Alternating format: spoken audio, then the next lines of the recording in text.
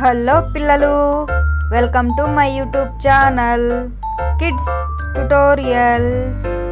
అమ్మ చెప్పిన కథలు. బడాయికి పోయిన దూడ. ఒక రైతు దగ్గర ఒక ఎద్దు, ఒక దూడ ఉండేవి. రైతు రోజు పెందలాడే ఎద్దు, దూడలను పొలానికి తీసుకెళ్లేవాడు. దూడను మేతమయ్యడానికి పొలం గట్టు వెంట వదిలేసేవాడు. ఎద్దుని నాగలికి కట్టేవాడు. ఎద్దు విశ్రాంతి అనేది లేకుండా చీకటి పడే వరకు పొలం దున్నేది. దూడేమో చెట్ల నీడలో కునుకు తీసేది. చెంగు చెంగున గంతులు వేస్తూ స్వేచ్ఛగా తిరిగేది. ఒకరోజు ఎద్దు దగ్గరకు వెళ్ళింది దూడ. నిన్ను చూస్తుంటే చాలా జాలి కలుగుతోంది ఎద్దు మామ.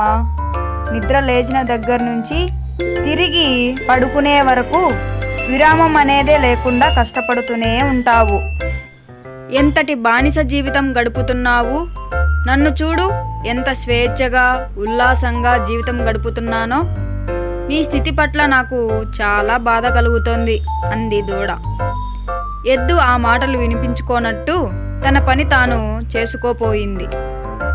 పొగరెక్కిన దూడ వదిలేస్తేగా. ఎద్దుకు అడ్డం పడి మరి తన జీవితంలోని సుఖం గురించి చెప్పసాగింది. చీకటి పడే సమయానికి సుందరయ్య వచ్చి ఎద్దు కాడి విప్పి గడ్డి మేయడానికి వదిలేశాడు. కొద్దిసేపటి తరువాత దూడ మెడలో వేప మండలు కట్టి పులుపుతాడు బిగించాడు సుందరయ్య.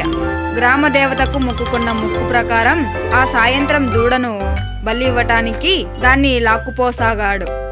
గింజుకుంటున్న దూడ దగ్గరకు వచ్చింది ఎద్దు. అల్లుడు, నా స్థితి చూసి గెలిచావు, నన్ను చూసి జాలిపడ్డావు. ఇప్పుడు చూడు నీకు ఎలాంటి గతి పట్టిందో. యజమాని ఈ పని కోసమే నిన్నింత స్వేచ్ఛగా తిరగనిచ్చి బాగా బలిసేలా చేశాడు. ఇప్పుడు చెప్పు, నీ స్థితి మంచిదా, నా స్థితి మంచిదా అని అడిగింది ఎద్దు. జవాబు చెప్పలేని దూడ తల వంచుకొని యజమాని వెంట నడిచింది.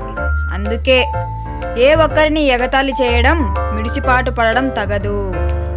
Thanks for watching the video. Like, share and subscribe my YouTube channel kids tutorials.